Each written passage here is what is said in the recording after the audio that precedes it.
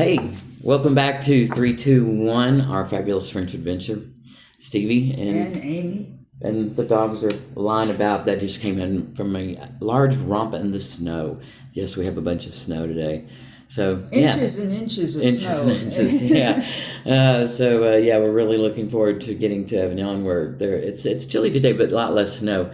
So we're grateful for that.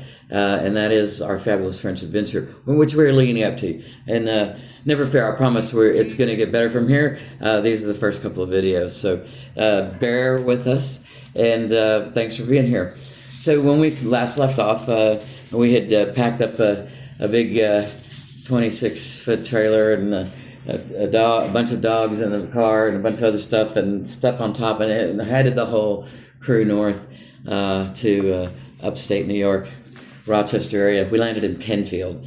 And so now that, we had decided to leave the best place we had ever lived in, really, the music capital of the world, right? Austin, Texas. Yeah. And head north, we needed our ABC plan.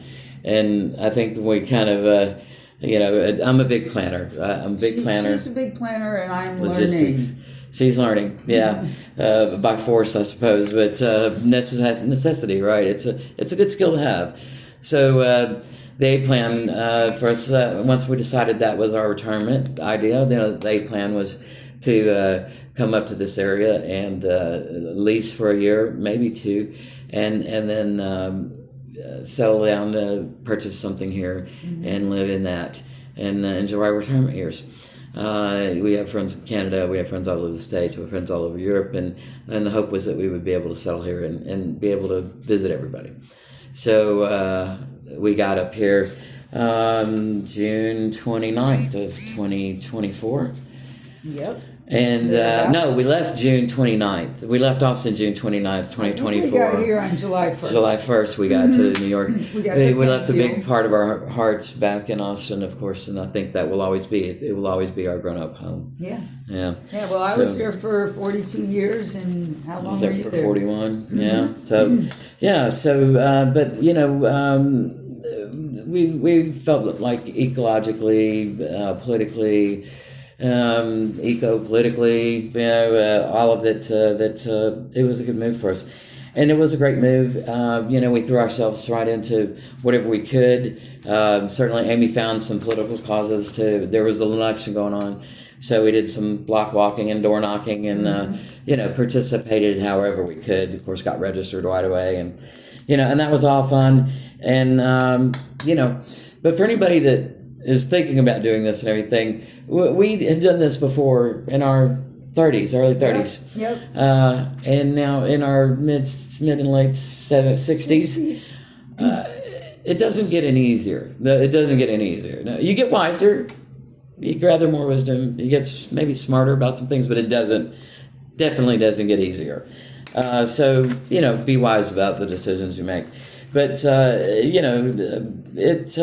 we landed here July 1st and spent the next few weeks kind of getting our feet under us. We had some visitors and then we jumped right into political volunteering and an effort to help turn around what we feared was coming. Everybody... Well, we were kind of hoping it wouldn't be. Yeah, and as we watched that scenario unfold, Plan B was that if stuff got really weird, we would pop over to Canada, taking one of my companies, the container building company over there. We had been talking about doing a master planned, self-sustaining retirement community, and there was some interest there, and there was a path for us to go there with my company. So that was Plan B, and then the elections happened. And Plan B was quickly scuttled. Yeah. After there was talk of making Canada the 51st state.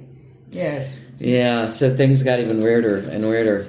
And so Plan C was, if we have to get off this rock, how does that work?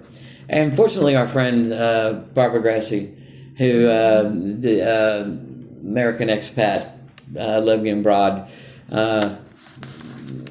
traveling abroad after 60. Solo. Great book. I do recommend it. There's a video coming up about it. But she had gone during COVID times with just not wealth riches in her pocket, but just enough to get by, and so established herself in Portugal and is now working on her citizenship there.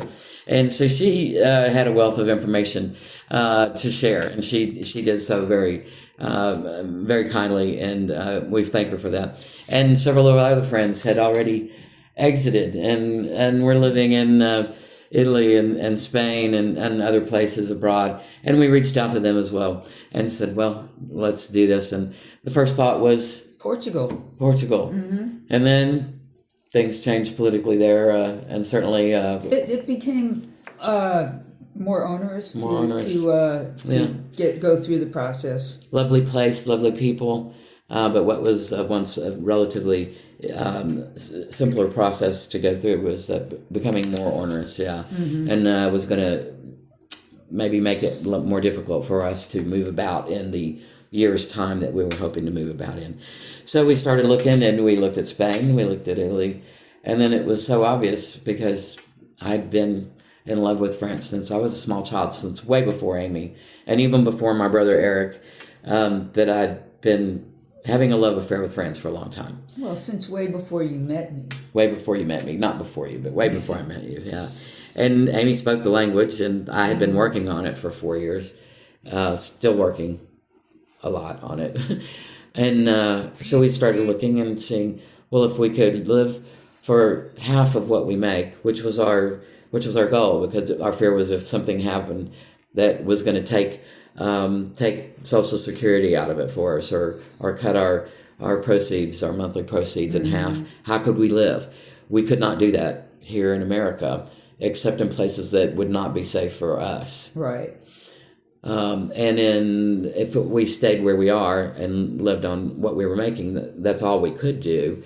And if anything went up, then we wouldn't be able to visit anybody. We'd just be able to stay right here where we are. And that wasn't looking like a good thing for us either. So, but we could go abroad and live on less than half of what we have and be able to come back here every year and see everyone. And all of a sudden that looked like a really good idea, especially using France as a base. Yep. And so we started looking into it and found out that, we could actually live on less than half of what we take in in a lovely area in southern France, which we both truly adore. Yes. And so that's our great French adventure. Getting there is a whole nother thing. And, there's nothing like the things you go through to get there.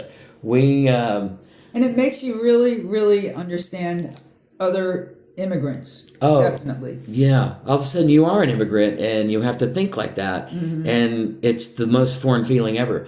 But before you do that, we lived on our place in Penfield for just about a year. And at that point we knew we were going to be leaving. So we needed temporary housing. That was hard to tie down with the 3 big dogs. It's against a lot of discrimination against you for dogs in France, by the way. So, yeah. But we were having a difficult time. Although there are certain breeds that they frown upon. Yeah. But so we went through this process and we found a place. It turned out to be a horrible place. We did not get to see it before we leased it. It was a horrible place that put our health and lives in danger. We got out of there as quickly as we could and got into another place where this is where we're at. And we got into that place in July of 2025. Knowing that we were going to be leaving, thinking it was Portugal. We didn't switch to France till, I guess, in August of 2025 with the help of some videos I caught, which we'll also bring you up to speed on. But the process needed to move quickly because of the way we needed to get the pets over. So we hustled really quickly and managed to have it done. But in the process of that, we had to move not once, not twice, but 3 times, including once across the country. And now we're going to move a 4th time and then a 5th time. And we will have moved 5 times in 18 months in our 60s. Not something I would recommend. Especially after living in the same house for 20 plus years, yeah, and having 3 large dogs. But you really get to know yourselves and each other when that is what is happening. And we said goodbye to 85% of our belongings. First through an estate sale, and that got rid of about 15%. And then we had to call in 2 large trucks that said, we pick up your junk, and actually pay them to take it away. And it was probably about $150,000 worth of stuff. And essentially they'd pick it up and they donate it to veterans charities, women's charities, children's charities. And that's the only solace we could take from that. But you get real serious about what's important to you when you have to get down to go from 2,000 square foot house full of stuff to, basically, less than 500 square feet of full of stuff. It's a humbling experience. It's a very introspective experience. It really takes you down to the important stuff. And if you're down for doing that, and you're up for learning about it, we are up for sharing it with you, and we're glad you're here. So stay tuned. It gets better from here, and a lot more fun probably. Definitely. All right. Thanks for being here. See you next time.